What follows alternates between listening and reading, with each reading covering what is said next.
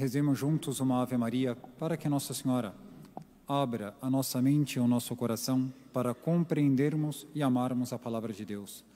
Ave Maria, cheia de graça, o Senhor é convosco. Bendita sois vós entre as mulheres, e bendito é o fruto do vosso ventre, Jesus. Santa Maria,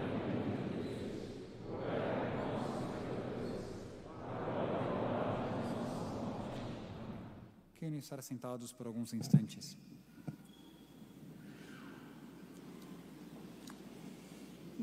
Creio que talvez seja mais comum do que pareça. Sobretudo certas mães gostam de tirar foto dos filhos desde o seu nascedouro, e é a criancinha que vai se desenvolvendo e ela vai fazendo um álbum de fotografias, sobretudo com a era digital, que não tem fim. Então é a primeira maçã que a criança come, é o primeiro dente que cai, e que muitas vezes são fotos muito pouco poéticas, mas que para uma mãe interessa registrar as fases da vida de seu filho. E depois mostra todo um álbum ao longo da vida dessa pessoa, desde bebê, talvez até o caixão. Quem visse todo o álbum de fotografias, talvez tivesse uma ideia de quem foi aquela pessoa sem ter conhecido pessoalmente. Mais do que alguém que viu apenas uma foto num porta-retrato na casa de alguém. Viu muito menos do que aquele que olhou um álbum inteiro, desde o nascimento até a sua morte. Ora, esta é a liturgia de hoje. Deus, Ele não possui qualidades. Ele é a sua qualidade. Deus, Ele não é forte. Ele é a fortaleza. Deus, Ele não tem humildade. Ele é a humildade. Deus não tem amor. Ele é amor, de São João, em sua carta. Então Deus é. Como Deus é, não adianta, Deus era impossível Ele criar uma só criatura para refletir o que Ele é. Seria uma só fotografia para tentar entender quem é Deus. Deus, portanto, fez um álbum de fotografias muito grande, superior ao amor de todas as mães juntos. Porque o álbum de fotografias de Deus somos nós. Cada um de nós é uma fotografia de Deus. Somos criados à imagem e semelhança. Mais do que isso, todos os seres criados, todos os pássaros, os peixes, são reflexos de Deus que vão desde Adão e Eva até o fim do mundo, juntando todos os seres, inclusive os anjos que nós não vemos, em grandíssima quantidade, juntando todos esses seres, é um álbum de fotografias. Ainda não é Deus. Deus é infinitamente superior a este álbum de fotografias que Ele fez. Como nós vamos ficando pequenos quando pensamos desta forma. Mas esta é a liturgia de hoje. É saber que cada um tem um desígnio de Deus. E que nós não devemos nos ver segundo a nossa vista humana. É uma pessoa assim, é de tal jeito, é de tal outro jeito. Mas a verdadeira visão de cada um de nós é a visão de dentro de Deus, o porquê que Deus nos criou. Vejam que curioso, o rei Davi, na primeira leitura que aqui foi proferida, ele está sendo perseguido por Saul. Saul era o primeiro rei de Israel. Ele foi destituído, mas o rei Davi vai chamá-lo de o ungido do Senhor. Já não é mais. A unção passou para o rei Davi. E ainda tem mais. Esta perseguição é a segunda. O rei Davi já tinha se encontrado com ele numa primeira perseguição e tinha tido a oportunidade de matar o seu inimigo. Não fez. Fez como fez na leitura de hoje. Já imaginou que alguém quer nos matar e nós tínhamos a oportunidade de revidar, não fizemos e a pessoa faz isso a segunda vez? Vai me desculpar. Da primeira eu perdoo, da segunda, Davi perdoou também. E a leitura de hoje é um ungido do Senhor. Porque o rei Davi estava vendo o que Deus queria para aquela alma que era de Saul. Não tocou naquele homem. Deus mesmo retirou a vida dele logo depois. Mas o rei Davi, por que fez isso? Quando cometeu um pecado que nós conhecemos bem, os pecados do rei Davi, Deus com facilidade perdoou o rei Davi. Porque como cantamos o salmo hoje, Deus não nos trata como exigem nossas faltas. nem nos pune em proporção às nossas culpas. Se Deus nos punisse um pecado mortal, nós deveríamos estar no inferno, muito mais quente do que um dia de verão. Se nós cometêssemos um pecado venial, aquilo que nós chamamos de pecadinho, uma mentirinha, eu não rompi com Deus, é um pecado venial, é pequenininho. Um pecado venial, diz a teologia, São Tomás de Aquino, que nós seríamos réus de morte, por causa de uma mentirinha, diante de Deus. Deus não nos trata como exigem nossas faltas. Como Deus nos trata? Deus nos trata segundo esse seu desígnio, que vem do alto, e Ele espera pacientemente para que nós nos convertamos e cumpramos com a nossa missão aqui na Terra. Acontece que muitas vezes nós não cumprimos com essa missão. Quem não cumpre com a sua missão aqui na Terra, diz o nosso fundador, Monsenhor João Cladias, que há poucos meses pôde se encontrar com Deus na sua realidade e deixar as fotografias aqui desta Terra. Ele dizia isso: a alma que é incapaz de admirar os outros e de buscar nos outros qual que é a missão de cada um, essa alma aqui na Terra torna-se uma exilada. É a pessoa que depois começa a se perguntar: por que eu nasci? Por que o mundo é assim? Por que as coisas ocorreram dessa forma na minha vida? Cuidado, essa alma está exilada aqui na Terra, está faltando a verdadeira visão das coisas. E quem nos ajuda a ter a verdadeira visão é São Paulo. A segunda leitura do dia de hoje, capítulo 15 da primeira carta aos Coríntios. Está chegando no finalzinho dessa carta. Todo esse capítulo fala da ressurreição. E São Paulo está tentando nos abrir os olhos para a realidade sobrenatural. Tem o homem terrestre e tem o homem celeste. Tem o Adão desta terra, o natural, e o Adão sobrenatural, que é nosso Senhor Jesus Cristo. O primeiro foi criado do barro. Deus Pai modelou o primeiro Adão, aquele que pecou. Então foi modelado por Deus no paraíso terrestre. Está bem. O segundo Adão, que é o celeste, foi modelado pelo Espírito Santo no claustro puríssimo de Nossa Senhora, é o paraíso de Deus. E é este que nós devemos imitar, porque Jesus, Cristo significa o ungido. E depois que nós fomos batizados, nós também somos os ungidos do Senhor. Cada um que é batizado se tornou filho de Deus. Cada um que é batizado, portanto, tem um desígnio que paira sobre cada um de nós. E é sobre esta verdadeira visão. E quando Deus vai dizer que devemos amar uns e outros, no fundo nós devemos amar o desígnio que paira sobre cada um de nós. Deus, Ele vai premiar diferentemente cada um. Deus não vai premiar o bom e o mal. Não é isso que está dito no Evangelho. Nós devemos fazer de tudo para que cada um dos que estão nesta basílica e no mundo inteiro cumpram com o seu desígnio, com a sua missão. Isso é a nossa obrigação, ajudarmos uns aos outros.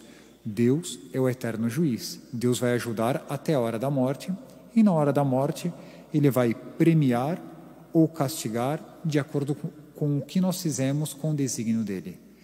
Uma vez, isso lá pelo século XVI, já devem ter ouvido falar de um santo que foi para o Oriente, São Francisco Xavier, discípulo de Santo Inácio de Loyola, fundador dos jesuítas.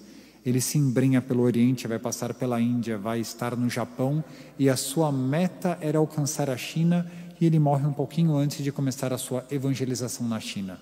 Mas converteu e batizou milhares de pessoas.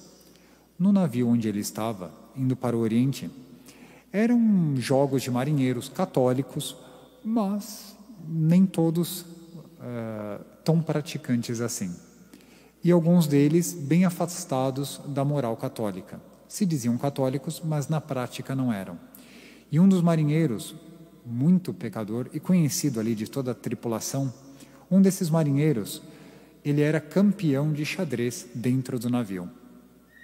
E ele ganhava de todos e apostavam um salário, apostavam 1000 coisas, ouro, e faziam aquelas apostas de marinheiros que, em geral, terminavam em briga. E São Francisco Xavier queria conquistar aquela alma para Deus, porque via que era uma alma que Deus tinha um desígnio especial sobre aquele marinheiro. E São Francisco fez em público um desafio. Imagina um santo: eu te desafio por uma jogada de xadrez. Todo mundo riu do padre, porque o padre não sabe jogar xadrez. E não sabia mesmo. E o outro, coitado, vai ganhar dele. Falou, o que você aposta, padre? Ele tirou um saquinho de moedas, que eram as moedas que ele tinha de ouro para fazer toda a missão dele. Eu aposto as moedas da minha missão.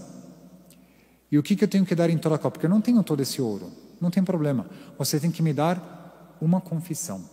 Você se confessa comigo. Aceita o desafio? No início ele ficou um pouco assustado, apostar uma confissão, um padre, assim. Mas ele tinha certeza que ia ganhar. Aposto. Começou o jogo, e não é que pelo Espírito Santo ajudando São Francisco, ele ganhou a partida de xadrez. E o homem tinha que se confessar. E o navio inteiro ficou espantado. E agora? Ele vai se confessar? Se confessou. Mas uma confissão sem arrependimento. Sabe, aquela confissão até se gabando dos pecados que tinha cometido. Não valeu a confissão. Mas se confessou. Quando aportaram numa ilha qualquer, estavam numa praia, era noite, este marinheiro estava andando na praia, e de repente ouviu um som no meio das árvores.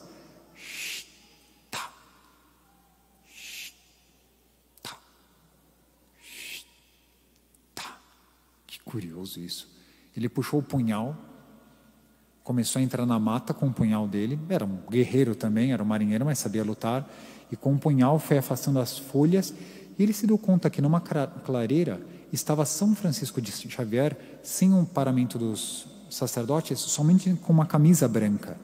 E a camisa estava toda ensanguentada, porque o São Francisco estava se autoflagelando. E daí vinha o som. E as costas toda ensanguentada, e a camisa ficou toda vermelha.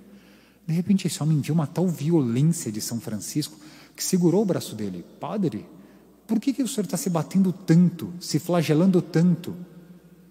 É para que Deus fique satisfeito com a minha penitência, pela penitência que você não quer fazer pelos seus pecados. São Francisco estava fazendo penitência pelos pecados daquele marinheiro. Nesse momento, São Francisco ensanguentado, ajoelha-se o marinheiro e ele repete toda a confissão dele, mas agora em lágrimas. Ganhou o desígnio daquela pessoa. Era tão mais fácil lançar uma maldição sobre ele, já que ele não quer se converter, era mais rápido, era mais fácil. Não era o que Deus queria. Deus queria conquistar aquela alma. E São Francisco, que foi para conquistar todo o Oriente, antes teve que conquistar um marinheiro rebelde. Isso é o que nós devemos fazer. Quando Deus diz, amai os vossos inimigos, nós temos que rezar, temos que fazer penitências, nós temos que conquistar aquelas almas e fazer de tudo para que cada um cumpra com o seu desígnio diante de Deus, sabendo que se até o fim a pessoa não quiser, ela se enfrentará com o próprio Deus e vai ter que responder no dia do juízo dela. Mas é mais difícil fazer isso do que tomar atitudes ríspidas de momento. O professor Plínio Corrêa de Oliveira, que foi o que formou o Monsenhor João, que é o nosso fundador, ele tinha os seus discípulos também, e uma vez ele foi repreender um discípulo que ele tinha tomado uma atitude não boa. Só que ele se deu conta que o que ele estava repreendendo tinha ocorrido há 10 anos atrás. E disse, doutor Plínio, mas o senhor esperou 10 anos para me repreender?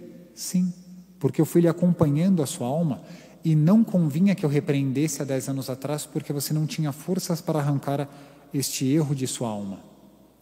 Veja só o que é capaz de um fundador com os seus discípulos, os seus filhos espirituais. Espera 10 anos para dar uma repreensão. Para nós, na vida de família, quem imaginaria isso? Eu vou esperar 10 anos para dar uma repreensão para o meu esposo, ou para o meu filho, ou para a minha esposa. Como tem que ter uma alma que vê os desígnios de Deus sobre cada um, vê qual que é a melhor hora de repreender este, ou de dizer aquilo para aquele, ter a paciência para saber qual é o momento de Deus e não qual é o nosso momento. O próprio Dr. Plínio, ele quando era criança, ele contou isso uma vez para nós. Ele estava num ambiente que ele viu Na verdade, ele estava olhando as estrelas e ele viu que as estrelas não estão formadas de forma muito bonita e ordenada. Dá a impressão que alguém jogou as estrelas como se fosse um confete no céu. E ficaram umas constelações para cá, outras para lá, damos nome para essas constelações, mas organizadinho não está. Qualquer um de nós colocaria mais bonitinho as estrelas no céu e organizaria esses pontos brilhosos para ficar mais agradável à nossa vista. E Deus, que faz tudo com perfeição, o professor Plínio, quando criança, não entendia por que Deus não colocou de forma mais ordenada, ficaria mais bonito fazer certos desenhos mais nítidos com as estrelas, porque elas estão tão espalhadas desordenadamente. O que Deus faz é o mais perfeito. Então, eu vou aguardar que um dia eu vou ter a resposta. Alguns meses depois, estando numa casa, ele viu um tapete persa, que era lindíssimo, tapete persa, com as suas figuras todas. E ele viu que uma empregada foi limpar o tapete persa. E quando girou, a parte de baixo do tapete persa era o mesmo desenho, mas não é tão bonito. O tapete da parte de baixo é um pouquinho mais feio. E os pontos são um pouco desordenados. E ele, criança, raciocínio de uma criança, mas com uma verdade de adulto, ele se deu conta. Agora eu entendo. É que nós estamos vendo o céu como se fosse o tapete, do lado de baixo. O bonito mesmo é ver o céu do lado de cima. Que aí a pessoa tem a visão verdadeira do tapete. E é isso que nós somos convidados no dia de hoje. Vamos olhar a nossa história e a história de todos os que estão ao nosso redor pelo lado de cima, não pelo lado de baixo. Pelo lado de baixo dá a impressão que está um pouco errado o tapete. Pelo lado de cima a figura está perfeita. Peçamos a Nossa Senhora que conceda de uns para os outros a visão verdadeira e o desígnio de Deus, e nós vermos em cada um dos que aqui estão a verdadeira fotografia de Deus. Louvado seja nosso Senhor Jesus Cristo.